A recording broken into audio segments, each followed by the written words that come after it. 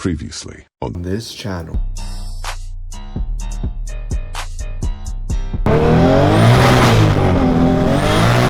Oh my god! God damn! When I went to San Diego the last time, yeah, the FRS was having some issues, so we had to go get this bad boy right here. As you can see, we already got the FRS on an actual jack stands. We're just washing the tranny down so that she is looking beautiful. I know it's gonna be under the car, but we still want to make sure that it looks good no matter what. That way we can check for oil leaks or anything once we do put it in the car.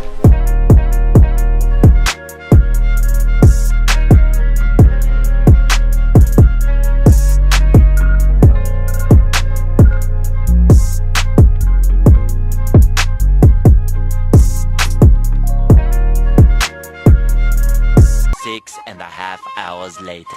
Alright boys, so some of you may be wondering why we started late on the actual video, but you know, we live in Arizona and it's pretty hot out here, so we have to wait till sundown so that we can actually start working on the car. Right now we got Angel helping us out. He is actually taking off the starter.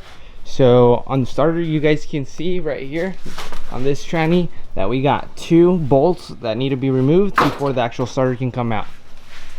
So in order to start this process, we disconnected the battery because we don't want any power running through, and we disconnected these 2 sensors.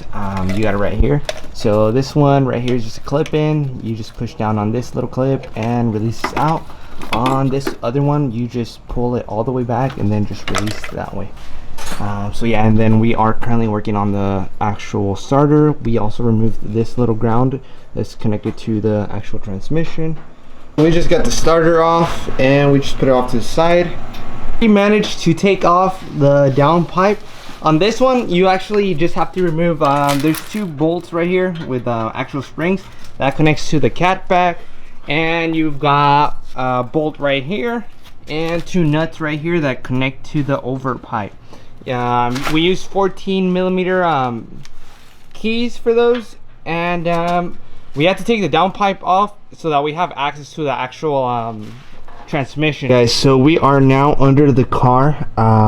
Next step, as you can see, this is the actual differential. We're gonna have to take off these bolts that connect the drive shaft to the diff. We have to disconnect the whole actual differential because we want to make sure that this stays in balance. That's why we went ahead and actually marked this point and this point. That way we know once we put the drive shaft back, it stays at the same regular position. That way this drive shaft stays balanced.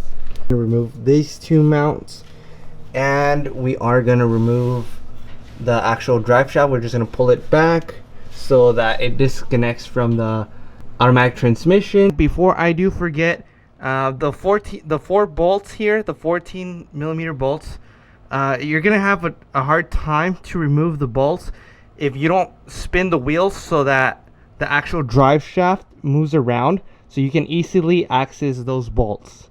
So give us a second and we'll actually take the drive shaft off.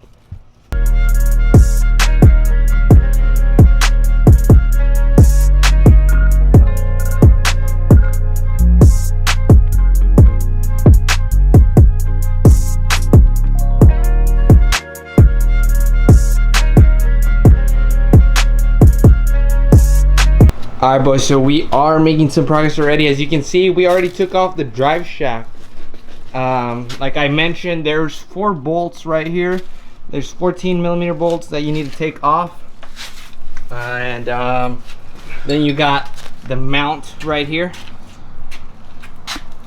Oh, and also, this is gonna be like, kind of like stuck. Oh yeah, so that end piece, it's gonna be stuck to like the part of the transmission.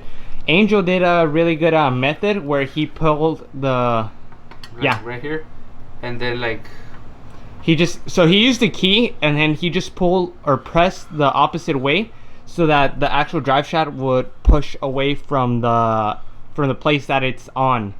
And then once we got that side off, we just proceeded to take off these 2 bolts off. Once these 2 bolts off, the drive shaft has like a spline over here which we covered because this is going to be going, this side is going to be going into the other transmission we bought, and we want to make sure that no contaminants go inside the next transmission, so we covered that. And like I said, this part, this is a spline. I think they call it the male side of the drive shaft. If I'm not, I may be wrong, honestly, I don't know. Anyways, this side you have to pull back because like I said, it's this goes into the transmission, so you pull back and voila, the drive shaft comes out. Day 2. So basically what's left right now is there's just 2 bolts, or I believe 4 bolts supporting the automatic transmission. So we're gonna be getting the jack right now so that we can lower the transmission, take it out, and then start assembling the new transmission so I can go right in. So let's do it.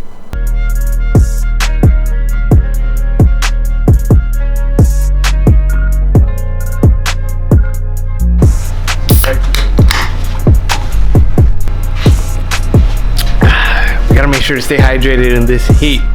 So now that we got that out of the way, let's get to operating. Alright, so that was definitely a bitch. The studs that connect to the engine that give the guidance to these little bolts, they would not budge. We actually had to use this lever thing right here to get the engine at an angle so that we can just slide the actual transmission out. Omar honestly was having such a hard time, but honestly he did really good. And what we used technically was that floor jack right here. We used this floor jack in order to put the transmission on here, mounted on here. That way we wouldn't have the full weight of the transmission with us at all times. And slowly just started pulling it side to side so that the studs would get free.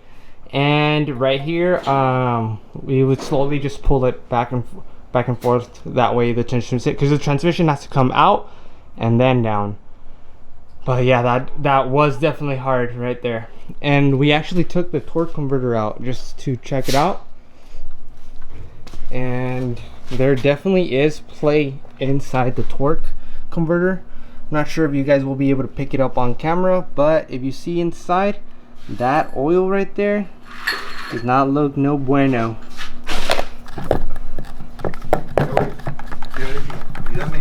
Ayúdame a hacer este cabo.